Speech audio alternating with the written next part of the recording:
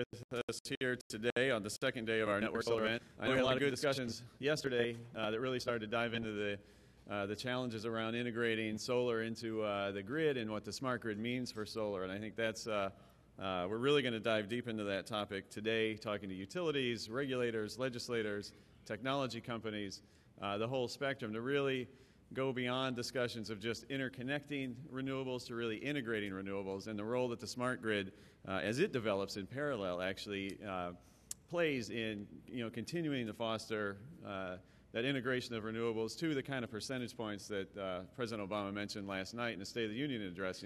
Ultimately getting to 80%, an extremely ambitious goal. And I think all of us here know and have an understanding that when you get to that kind of integration of renewables, there's a lot of transformation that has to be undertaken of the electricity grid. And so a lot of that work is being done right now in labs and in pilot projects. Solar continues to be deployed, and actually New Jersey is really a standout state on the East Coast, really second only to California in its aggressive adoption of solar, renewable energy, conservation programs, energy efficiency programs. So we're going to kick off today with opening remarks from an opening keynote from Ralph Izzo, the Chairman, President, and CEO of PSEG here in New Jersey, and we're delighted to have him here. He's definitely been a consistent, strong advocate of clean energy and energy efficiency. So without further ado, and again, thanks for your patience in waiting and being with us here today. Ralph.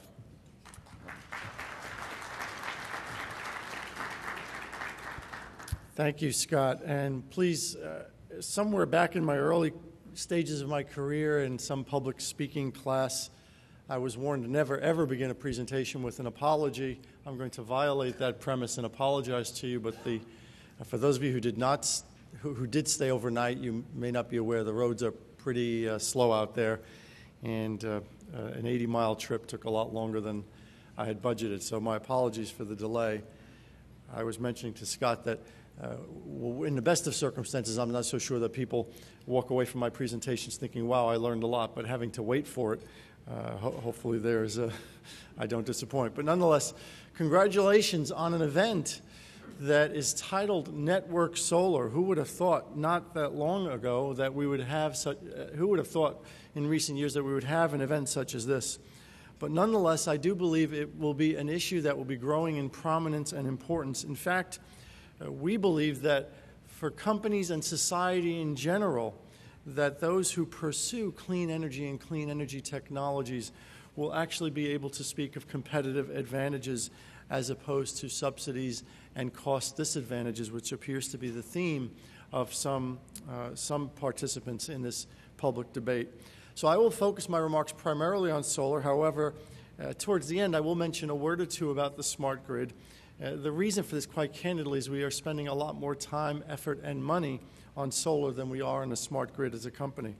Now, without meaning to take anything away from scientists or engineers in the room, we all know that the ultimate test for a technology is not necessarily in the lab. Oftentimes, that crucial test comes in the home of the customer or in the public policy arena, where a great variety of issues come to play. Now, to its credit, New Jersey has some of the most aggressive goals anywhere to promote solar, primarily through its renewable portfolio standard and its various mechanisms for the support of solar projects. And similarly, we heard some exciting news from President Obama last night, and there's been a long-standing policy of public support for solar energy at the federal level, primarily in the form of the tax code.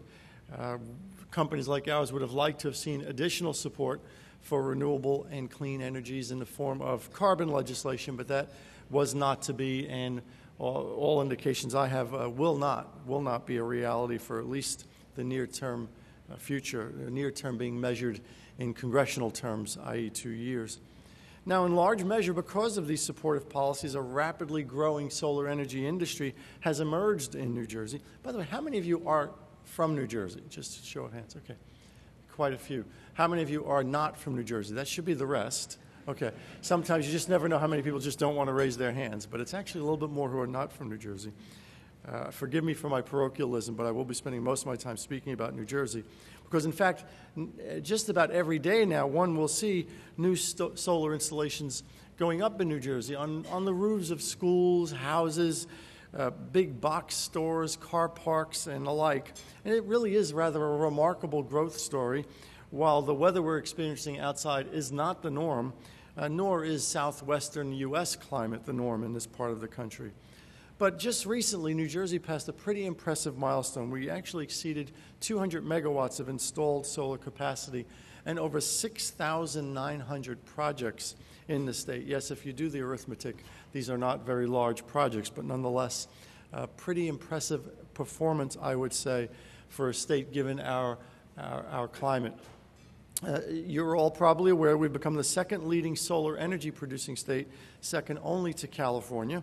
And we feel a fair amount of Jersey pride in this accomplishment. Nonetheless, we do have leadership and policymakers who are asking the question, can we afford to continue this? And it's an important question. I know I make Shihab cringe every time I lead into this next sentence, but the fact is renewable power, including solar, is more expensive than energy produced from fossil fuels at this point. But in relation to that cost, one should consider a slew of benefits that comes with solar power. First, the environmental and human health benefits of clean energy produced without SO2, without NOx, without mercury, without long-lived radioactive waste. Second, the national security benefits of reducing our reliance on fossil fuels. Our gasoline habit, presupposing a switch to electric vehicles powered by clean electricity, is an important challenge that we need to address. It's not only enormously expensive, but it enriches nations who quite candidly don't like us. And third, and most important at this time, solar energy is producing economic benefits in the form of new, clean, jobs-producing industries. So by any measures, these are extraordinary benefits, and they become even more compelling if you consider the costs and risks associated with the status quo. First of all, accelerating climate change. Yes, I do still use those words, notwithstanding the lack of support in the common press nowadays, it appears. And climate change continues to be, in my opinion, an externality that the market is not pricing. So even though the market is refusing to acknowledge it in its price for electricity today, I nonetheless believe that the danger continues to be real. Second, lost economic opportunities for us. Other nations are clearly expanding their efforts in this regard and are investing in green energy, and we risk falling behind. Third, continued energy dependence, which we have been complaining about for generations. I'm looking around the room, and probably not as many of you as I can remember the days when Jimmy Carter sat in front of the fireplace with his sweater and warned of the dangers of continued energy dependence and how we needed to change that. And realizing that was now fully 35 or 40 years ago is a fairly depressing consideration. So weighing these alternatives, the choice has been clear to us for some time, and it is why renewables are number 2 in our sustainability agenda and only behind energy efficiency. It's why we've embraced the role of solar energy in our state. It is why we've committed more than $750 million to solar energy initiatives, helping New Jersey to vastly increase its solar energy capacity. That's solely on the regulated side.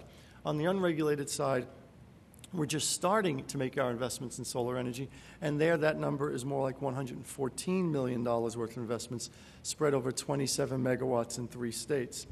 Now, let me be clear. I'm not suggesting that we should ignore the cost imperatives, just the opposite. It's only by scaling up our efforts and over time driving down costs that we will be able to make solar a competitive technology with externalities factored into more traditional supply sources. Now, utilities can help all across in this regard. As a matter of fact, historically, if you think about it, utilities have been vehicles used by public policymakers to deploy capital to achieve social policy objectives. In the past, that's typically come in the form of universal access to utility services, be that electricity, gas, or telephony. But we see universal access to clean, renewable energy as a critical imperative as we face the century ahead. So we see our investments in energy efficiency and renewables as a modern outgrowth of that traditional utility mission. Our focus is, in fact, on grid-connected solar to the benefit of all customers. The federal tax credits and the sale of the energy produced, oftentimes contemporaneously with peak demand, help offset the overall cost that customers experience. So we're spurring solar growth across the nation as a utility industry. In fact, last year, 10 utilities accounted for 2/3 of the nation's solar installations, and we are quite proud at PSE&G to be among those 10. In a few minutes, you'll be hearing from Al Matos, who directs our utility renewable and energy efficiency initiatives.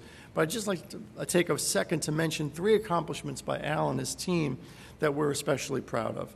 First of all, the good jobs being created through our solar investments and collaborations with companies like Petra Solar. Now, let me stress, these are not jobs that are limited to installing solar panels, but jobs in engineering, in systems development, in communications, in public relations, in marketing and sales. In other words, a panoply of fields associated with a knowledge-based high-tech economy. Number 2, the positive impact solar has had on our communities. In fact, we recently turned a brownfield in the city of Trenton, quite candidly, into a greenfield, a solar farm. So former contaminated industrial sites are being converted into productive uses. Number 3, and above all, green energy creates opportunities for future generations. In Newark, in conjunction with putting solar panels on the roofs of schools, we're helping the school system to develop a green energy curriculum where kids actually get to meter and monitor the solar energy that's being produced, learn a little bit about science and physics, and feed a critical need in the STEM arena, the science, technology, engineering, and math educational arena. In sum, it's hard to beat the advantages of energy that is clean and available right in our neighborhoods. The building of a green economy is important to the future prosperity of our nation and society as a whole, and it was a delight to hear that in abundance at the initial portion of the President's State of the Union address last night. Now, of course, there are challenges, and we need to be frank about the costs. In solar, though, we're still dealing with a very young industry. As much as it has grown, it is still very early in its stages of development. Yet there is vast potential. As I mentioned earlier, I did want to wrap up by mentioning a word or two about the smart grid. Our emphasis, candidly, in the arena of energy efficiency has been less oriented toward the smart grid and more oriented towards traditional technologies. And I am exaggerating when I use the word technologies. We're talking caulking here and insulation. But nonetheless, for much of the old housing and building stock in New Jersey, that is the low-hanging fruit, and that is what we've been pursuing. However, as one considers the smart grid, over time, it's essential to realize its role in integrating distributed renewable resources will be an essential one. Think of the future where we have large-scale conversion to electric vehicles, time-of-day pricing, the use of electric vehicles both as consumers and sources of storage for electricity. And New Jersey, with its dense population and, quite candidly, its air pollution challenges, is ideally suited to be a leader in the adoption of electric vehicles. Most people, notwithstanding the trip I made today, typically travel well less than 50 miles to get to and from their place of business or their school in New Jersey. So without exaggeration, in my opinion, we are on the frontier of possibilities as exciting as any that have existed in the world of energy since the light bulb was invented. So to conclude, it's really not time to retreat from public policies that have enabled our state to begin to reap a growing stream of environmental and economic benefits from green energy. In fact, the question of affordability may tempt us to scale back, but we should not be asking, can we afford to pay for this? We should be asking ourselves, can we afford to be left behind? And the answer I come up with is no, we cannot. We must continue to forge ahead in order to sustain the considerable progress that's been made. We need to keep building upon our knowledge-based economy and greening it too, if not for ourselves, but for future generations. I thank you for your time.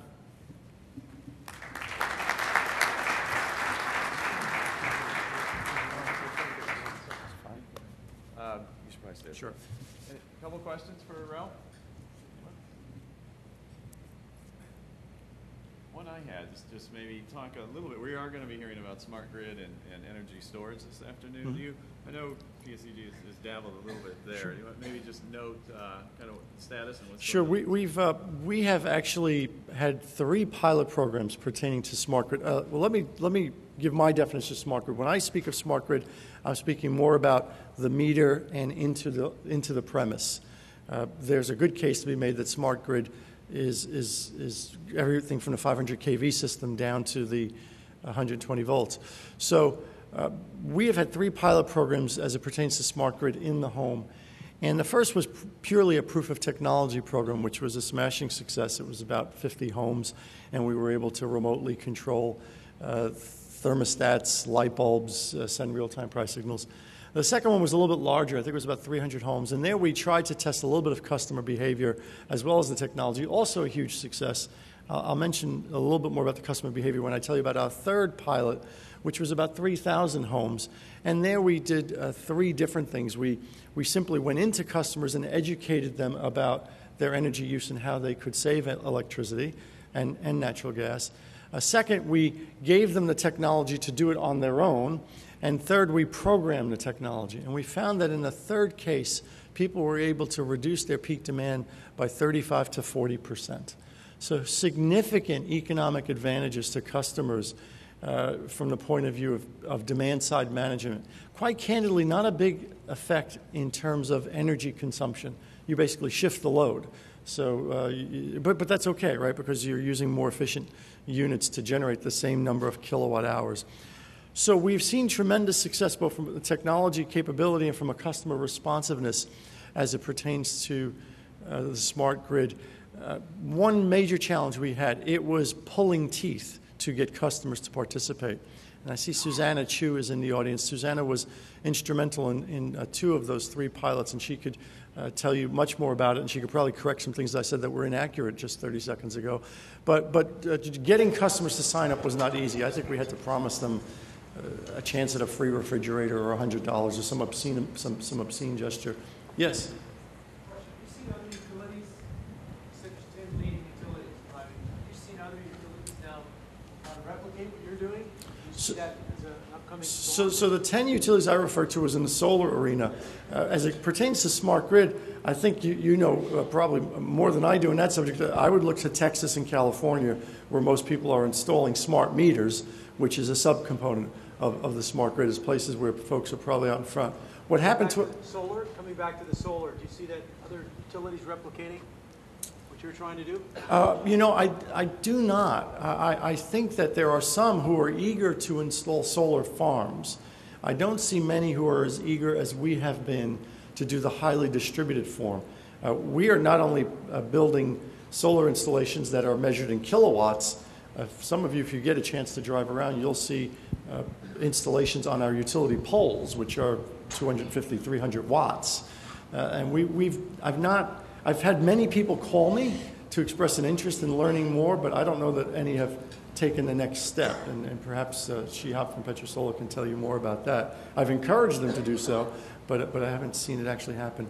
On the energy storage, so just to finish on the smart grid, because of the lack of customer enthusiasm for participation, and because of the fact that New Jersey has a very large indigent population which is economically challenged, our consumer advocate has been very strong in opposition to ubiquitous deployment of a smart grid, and smart grid doesn't make sense unless it's deployed ubiquitously. So New Jersey is lagging in that regard. As it pertains to energy storage, we have invested heavily in compressed air energy storage. That's purely a large-scale system, geographically constrained, and quite candidly not economically viable today because of the loss of the arbitrage opportunity between off-peak and on-peak power. Long-winded way of saying gas prices have started approaching coal prices, so storage is no longer as attractive. It still has applications, we believe, in wind markets that can produce electricity off-peak, store it, and then sell it back into the grid on-peak. And those are the markets we're pursuing. Yes, if I remember correctly, the RPS in New Jersey is 21 point something renewable, and that's to be met by 2020 or close by. I'm not sure why the fractions are, but my question is, the RPS is state limited, and the issues are national issues. And sometimes it makes sense, for example, the offshore wind farm in New Jersey may be more beneficial, cost effective to be installed on the mountains of some neighboring state or even farther state. What is your I'm torn. I agree with you in many respects, but let me tell you why I think we have to continue to be parochial in this regard. I've testified in front of Congress in favor of a national renewable portfolio standard, just to create the kind of scale and enthusiasm that I think you need. That hasn't made me the most popular person at the Edison Electric Institute, but nonetheless, I do believe it's important. The challenge you find when you advocate for energy, for renewable technology, is the cost challenge. And even if you believe that the externalities are not fully baked in, many will argue that if you were to put them in, it's not obvious that that renewable technologies would be competitive today.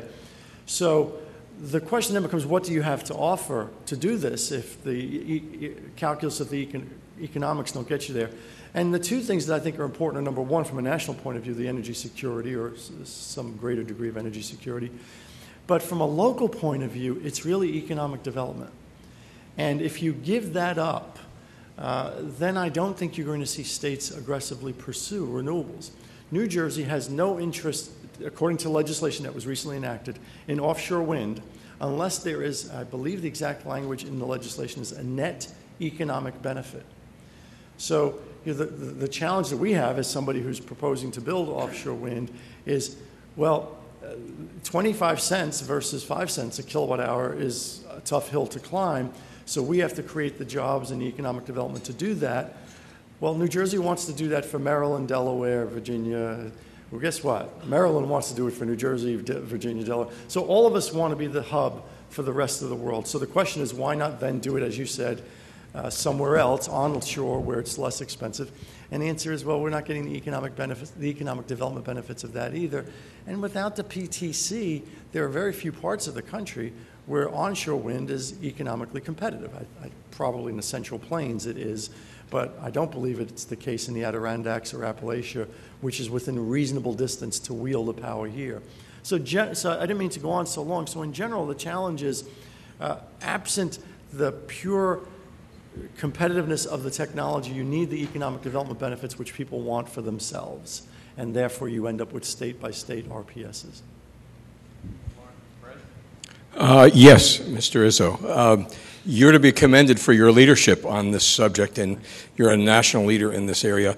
You were supported by a pretty strong leadership, one might say brilliant leadership, at the Board of Public Utilities over the last number of years. Things are beginning to change, and the master plan, the state master plan, is in the process, we hope finally, of being promulgated, the new version.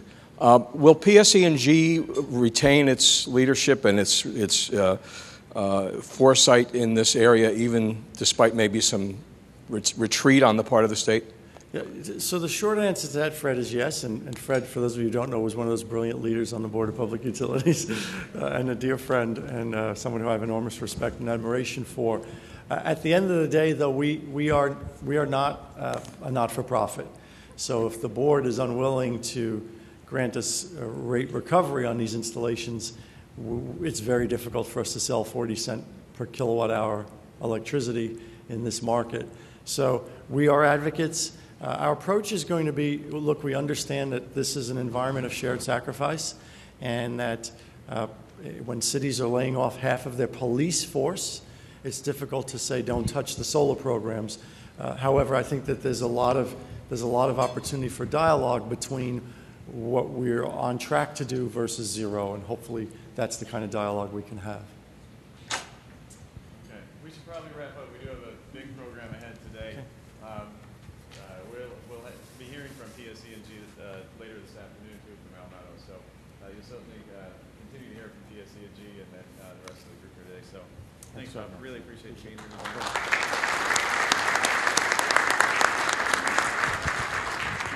All right, well, let's transition to our next panel to stay on track. Again, thank you, Ralph, for that inspiring keynote to get us started. So I'll welcome up Brett Pryor and his panel.